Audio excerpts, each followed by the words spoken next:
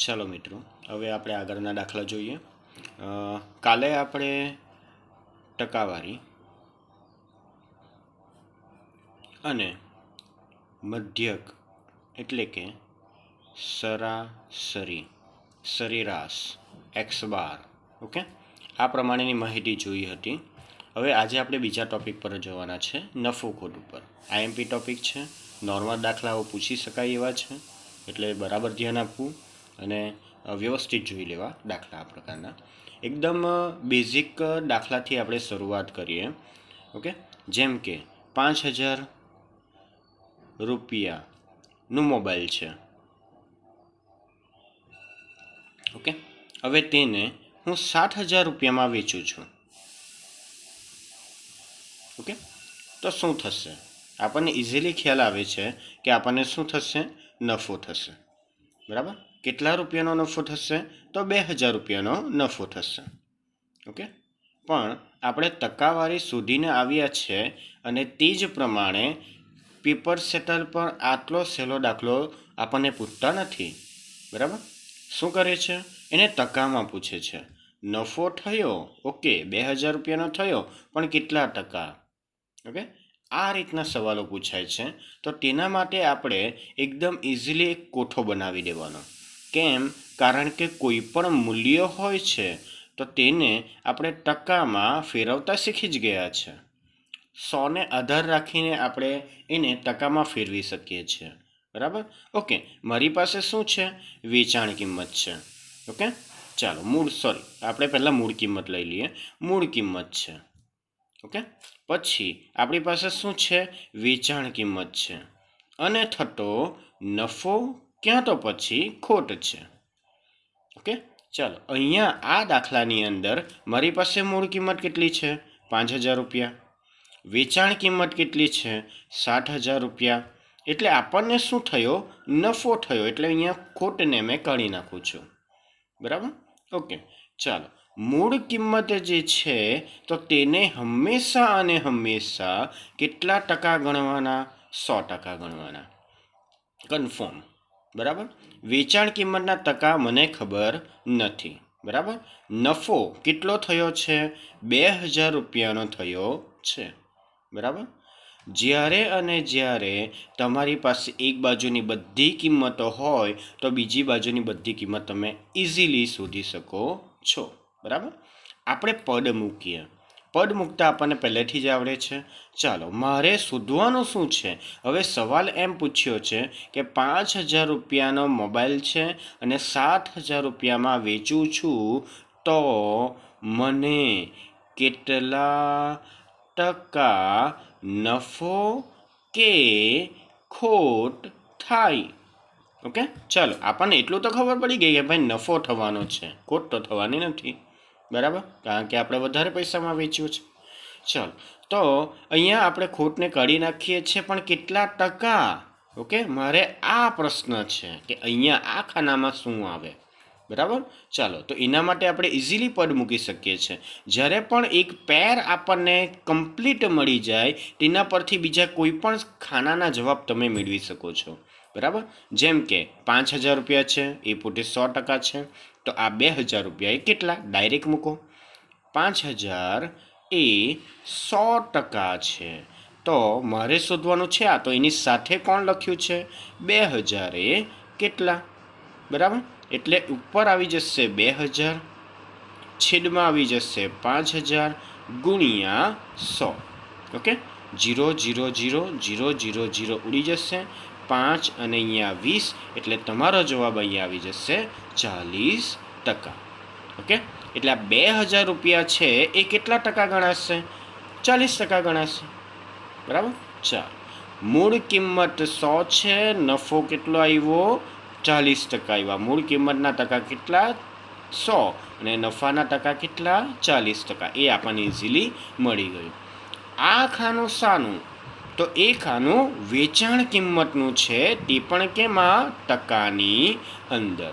Okay, તો મેં અહીંયા ઇઝીલી તમને કહી દઉં કે આમાં લખવાનું શું.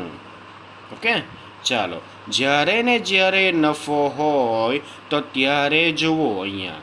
ઓકે, 5000 મૂળ કિંમત છે, નફો થયો છે 2000 રૂપિયા, તો મારી વેચાણ કિંમત શું થઈ ગઈ? 60000 રૂપિયા. આનો અને આનો સરવાળો કર્યો. ઓકે, એક બીજું ઉદાહરણ તમને આપી દો. ધારો કે મેં 10 રૂપિયાની પેન લાવ્યો, બોલ પેન, ઓકે, અને મેં 15 રૂપિયામાં એને વેચી કાઢું છું. ઓકે, તો મને નફો કેટલો થયો? 5 રૂપિયા થયો. એ જ વસ્તુને મેં કંઈક બીજી રીતે જણાવું તમને.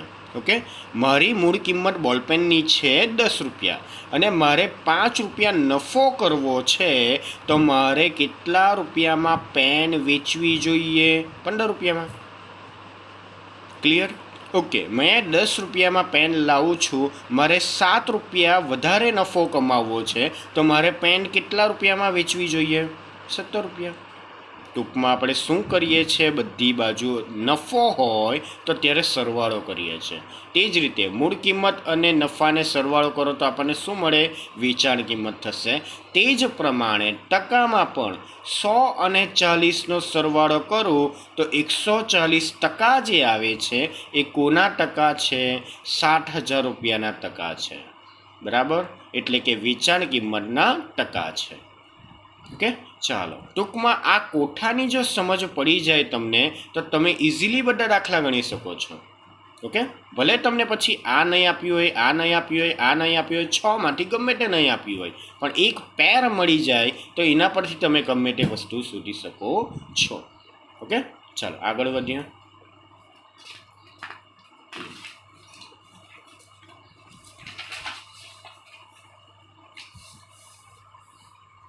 ચાલો, હવે મારી પાસે એક રકમ બીજી છે.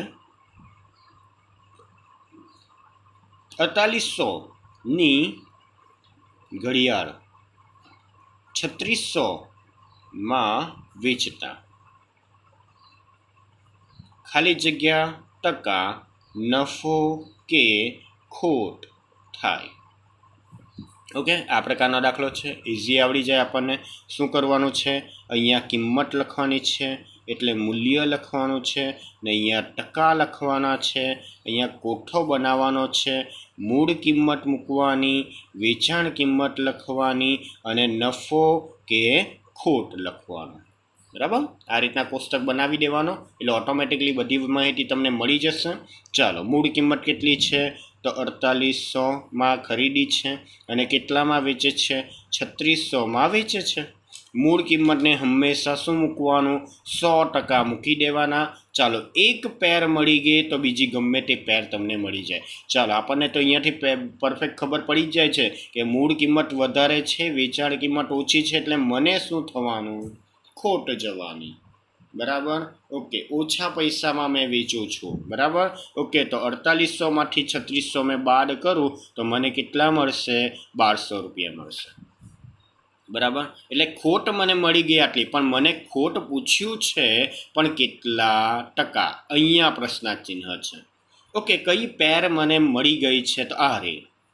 ઓકે, ચાલો, તો હું એવી રીતે પદ મૂકી શકું. 4800 એ કેટલા? તો 100%, તો 1200 એ કેટલા? બરાબર?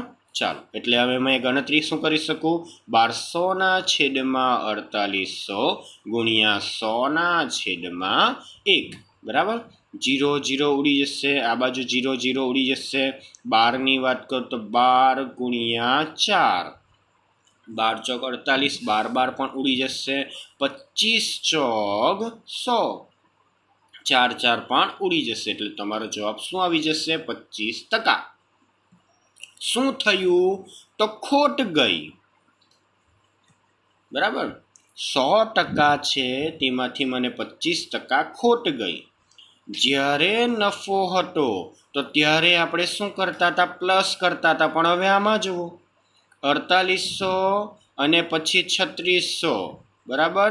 અને ખોટ આવી મને કેટલી? 1200. બરાબર? 3600નો જવાબ ક્યારે મળે?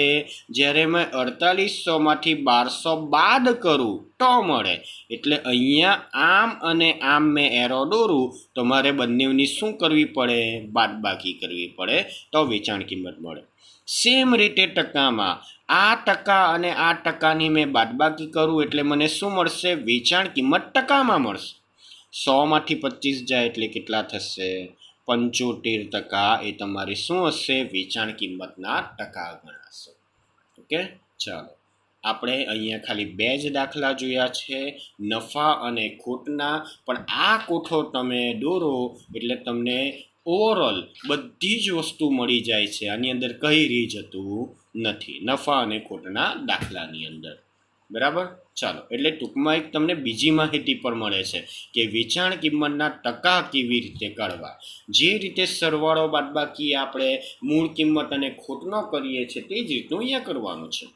ઓકે, ખાલી એક વસ્તુ યાદ રાખવાનું, નફો એટલે સરવાળો, ખોટ એટલે બાદબાકી. બસ આટલી બાબત તમે યાદ રાખો એટલે ઓટોમેટિકલી તમને બધી વસ્તુ ખબર પડી જશે.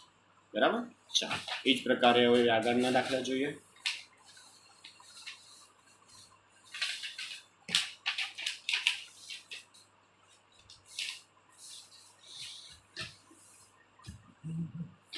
ચાલો એ કોઠાનો ઉપયોગ કરીને હવે એક બીજી માહિતી આપણે મેળવીએ. બરાબર, ચાલો હવે સવાલ કંઈક આવો પૂછાય, કોઈ વસ્તુ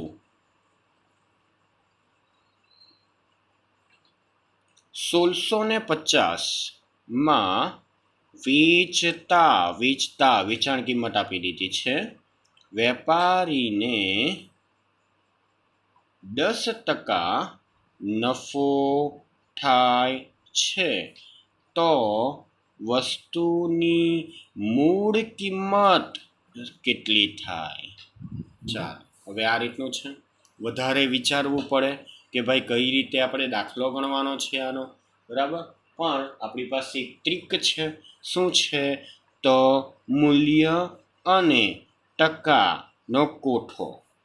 બરાબર, ઓકે, પછી અહીંયા શું મૂકી દેવાનું? મૂળ કિંમત, વેચાણ કિંમત અને થયેલ નફો કે ખોટ. પણ અહીંયા તમને ડાયરેક્ટ નફો આપી જ દીધો છે એટલે અહીંયા શું મૂકવાનું? નફો. ઓકે, રકમની અંદર નફો તમને આપી જ દીધો છે. મૂળ કિંમતના ટકા કેટલા? 100%. લખી દેવાય પહેલેથી જ, નહીં આવડતું હોય એટલે કે તમે દાખલો શરૂઆત રકમ નહીં જોઈએ તો પણ મૂકી શકાય. તમને કઈ માહિતી આપી છે? કોઈ વસ્તુની વેચાણ કિંમત કેટલી છે? 1650. તો મૂલ્યની અંદર લખવાનું 1650, ટકામાં નહીં, એમાં તો ટકા આવશે. ઓકે, અને નફો કેટલા ટકા થયો છે? 10%. એટલે આ નફાની અંદર ટકામાં લખવાનું 10%. ઓકે, અહીંયા તો એક બાબત એવી બને કે મને કોઈ એક પેર મળતી જ નથી. જો કોઈ એક પેર મળે તો મેં આગાડી દાખલો ગણી શકું. બરાબર, ઓકે, તો આ તો છે બે કિંમત, એ બંનેનું મેં અહીંયા શું કરું? સરવાળો કરું કે બાદબાકી કરું? તો એ તો આના પરથી ખબર પડે. નફો એટલે શું લેવાનો? સરવાળો લેવાનો. ખોટ એટલે તો મેં અહીંયા બાદબાકી કરી. આ બંનેનો સરવાળો એટલે 110% તમારું શું થશે? વેચાણ કિંમતના ટકા થશે. હવે જુઓ, એક પેર મળી ગઈ, મારે જે શોધવું હોય તે શોધી શકાય. ઓકે, વસ્તુની મૂળ કિંમત શોધો એટલે અહીંયા પ્રશ્નાર્થ ચિહ્ન. બરાબર, ચાલો મૂળ કિંમત શોધવાનું છે એટલે હવે આપણે શું કરીશું? કયું પદ મૂકીશું? તો અહીંયા 1650 એ 110, તો 100 એ કેટલા? પ્રશ્નાર્થ ચિહ્ન હોય તેની સામેવાળાને ઉપર નીચે કરવાનું. ઓકે, ચાલો એટલે શું થઈ જશે? 100/110 ગુણ્યા 1650/1. બરાબર, ચાલો અહીંયા 0 અને 0 ઉડી જશે. 11ના ભાગ ચલાવીએ. 11 એકુ 11, 5 વધે, ધીમે ધીમે તમે ગણતરી કરી શકો. 55 થાય. 11 × 5 = 55. ઓકે, એટલે અહીંયા ગુણ્યા 11 કરું તો 11 × 15 એટલે કેટલા થાય? 165 થાય. 11 ઉડી જશે એટલે તમારો જવાબ છેલ્લો શું આવશે? 1500 આવશે. ઓકે, તો અહીંયા મૂળ કિંમત કેટલી હશે? તો 1500 હશે. ઓકે, તો આના પરથી મેં આ પણ ગણી શકું. નફો કેટલો? 1500. વેચાણ કિંમત 1650માંથી 1500 મેં બાદ કરું એટલે ઓટોમેટિકલી મને આવ્યો નફો આવી જવાનો છે. બરાબર, ઓકે, વિચારો, મેં એક વસ્તુ 1500ની અંદર ખરીદું છું અને 1650માં વેચું છું. બરાબર, 1500માં ખરીદું છું અને 1650માં વેચું છું. તો શું થશે? બાદબાકી કરું તો મને નફો મળી જ જશે ને, મને તો વધારે જ પૈસા મળવાના. ઓકે, એટલે કેટલા મળશે? 150 રૂપિયા તમારા શું થશે? નફામાં, જે પોતે શું છે? 10% છે. ઓકે, આ રીતના નફાખોટના દાખલા હોય છે. ઓકે, કોઠાની મદદથી તમે કંઈ પણ વસ્તુ શોધી શકો છો. બરાબર, આગળની વાત કરીએ.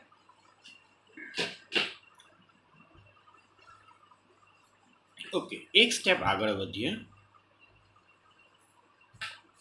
જે રીતની અત્યારે ચર્ચા કરી તે જ પ્રમાણેનો હવે આગળનો દાખલો. બરાબર, હવે એક સ્ટેપ આગળ જાય છે દાખલો. જેમ કે કોઈ વસ્તુ ₹2040 માં વેચતા વેપારીને 15% ખોટ જાય છે. વેચાણ કિંમત છે ભાઈ, બરાબર, આ જે છે તે વેચાણ કિંમત છે અને ખોટ કેટલી જાય છે? 15% જાય છે. જો વેપારી ને 20% નફો મેળવવો હોય તો કેટલામાં આ વસ્તુ વેચવી જોઈએ? ચાલો, હમણાંના જ 2 દાખલા મેં તમને રિપીટ કરાવી જાઉં. ઓકે, વેચાણ કિંમતના ટકા, વેચાણ કિંમતના ટકા શું કર્યું તે જુઓ. જ્યારે નફો હતો તો ત્યારે આ બંનેનો શું કર્યો? સરવાળો કર્યો, 100 અને નફાનો. બરાબર, અને અહીંયા શું કરી? બાદબાકી કરી. કેમ? કારણ કે ખોટ છે. જ્યારે નફો હોય તો વેચાણ કિંમતમાં સરવાળો કરવાનો, જ્યારે ખોટ હોય તો વેચાણ કિંમતમાં બાદબાકી કરવાની. ઓકે, ચાલો, તો એ જ પ્રમાણે મેં અહીંયા તમને જણાવું કે આ વેચાણ કિંમત છે કેટલી? 2040.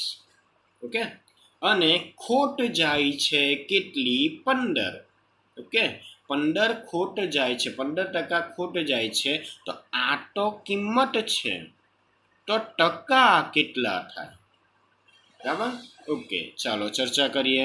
તો મૂળ કિંમતના ટકા તો 100 છે. ખોટના ટકા કેટલા મળ્યા તમને? 15 મળ્યા.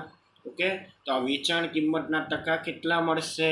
તો 100 માંથી ખોટ બાદ કરીએ, 100%માંથી 15% બાદ કરો એટલે તમારા અહીંયાથી જશે કેટલા ટકા? 85%. 85% તમારા અહીંયા થશે. ઓકે, ચાલો આગળની ચર્ચા કરીએ. તો હવે મારે શું કરવું છે? નફો લેવો છે. કેટલા ટકા? 20%. ચાલો, 100% મૂળ કિંમત છે આ ખોટ, આ મૂળ કિંમતના ટકા, આ મૂળ કિંમતના ટકા. બરાબર, હવે મારે કેટલા ટકા નફો લેવો છે? 20% નફો લેવો છે. તો હવે શું કરશું? બંનેનો સરવાળો. ઓકે, મારે આટલા ટકા છે આ કિંમત, પણ મારે હવે કેટલા જોઈએ? 120% જેટલું વેચાણ કિંમત જોઈએ. તો પદ તો મળી ગયું બેઠું.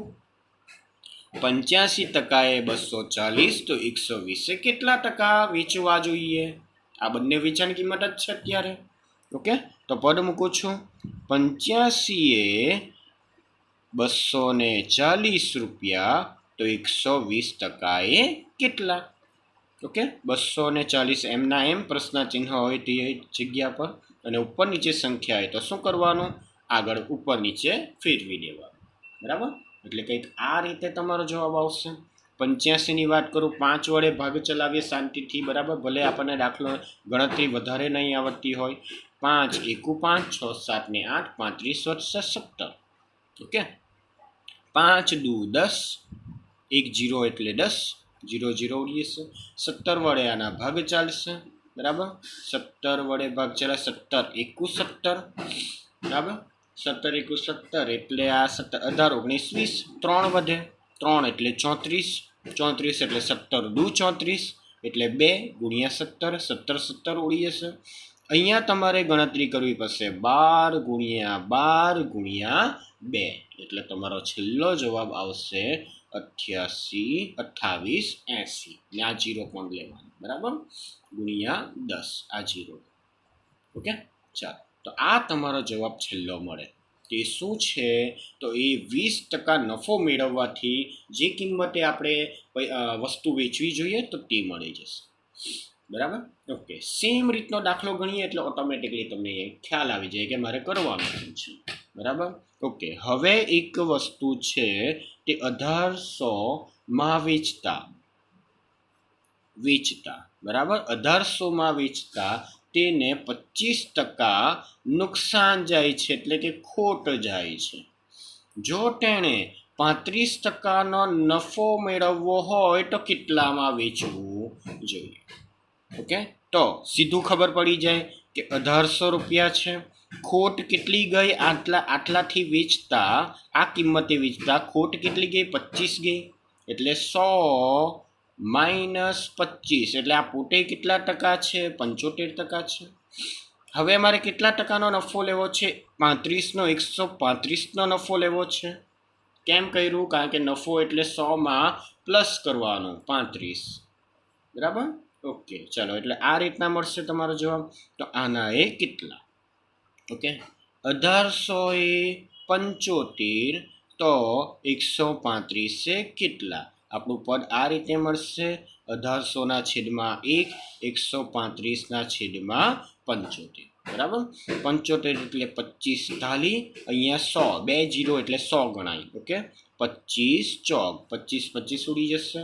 3 ની 6 ટાલી 18 એટલે આ 3 ઉડી જશે. જવાબ આવે 6 ગુણ્યા 4 ગુણ્યા 135. એટલે તમારો છેલ્લો જવાબ અહીંયા રહેશે 3240. ઓકે, સીધો. બરાબર, તમારે ખાલી આ ટ્રીક યાદ રાખવાની છે. ખોટ એટલે તમારે બાદબાકી કરવાની, નફો એટલે તમારે સરવાળો કરવાનો. એટલે અહીંયા તમારા નફા અને ખોટના દાખલા પૂરા થાય.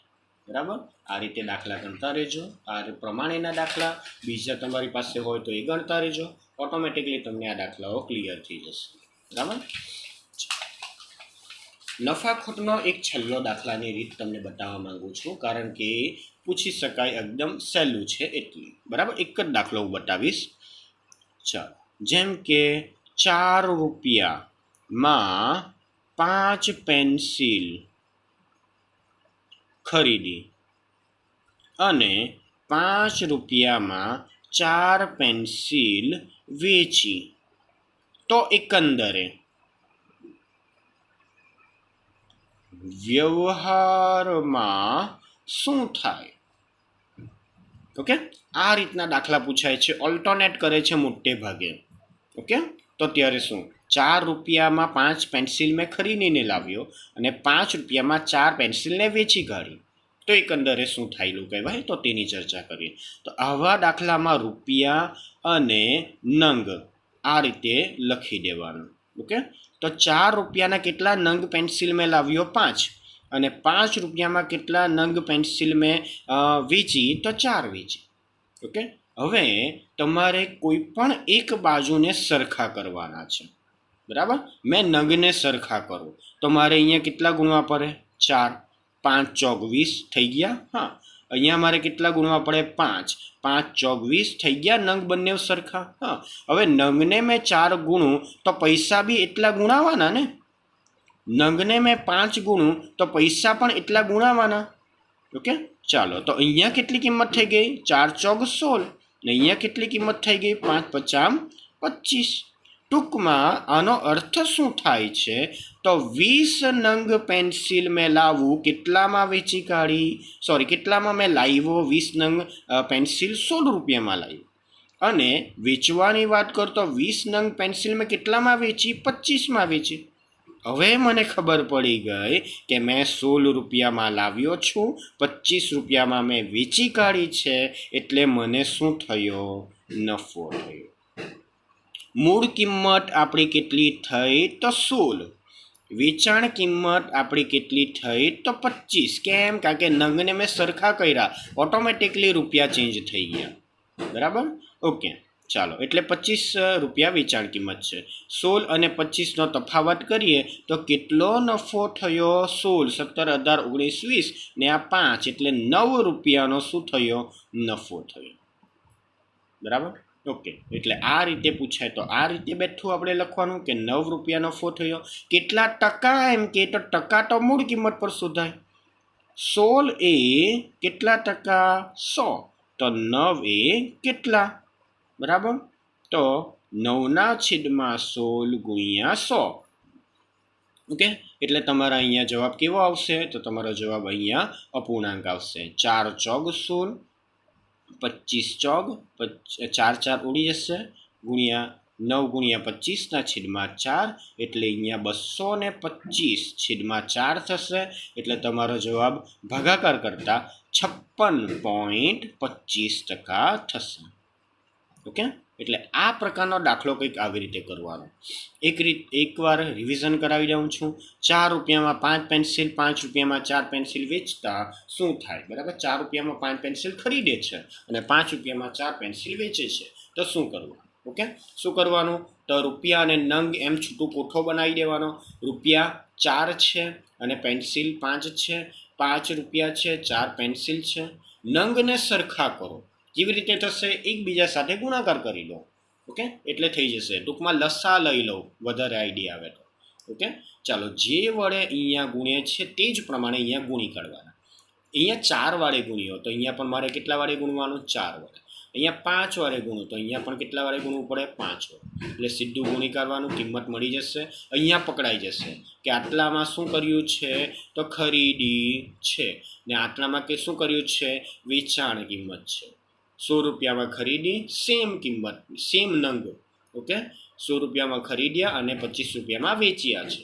ઓકે, એટલે ઓટોમેટિકલી મને કેટલા રૂપિયા નફો થયો? 9 રૂપિયા. પણ ટકામાં માંગે તો તમારે પદ મૂકવું પડશે. મૂળ કિંમત એ 100, તો નફા એ કેટલા? ઓકે, એટલે તમારો જવાબ અહીંયા પૂરો થઈ જશે. ઓકે, આ એક નફાખોરીનો બીજો દાખલો હતો જે બતાવવા જેવો હતો અને સહેલો હતો એ.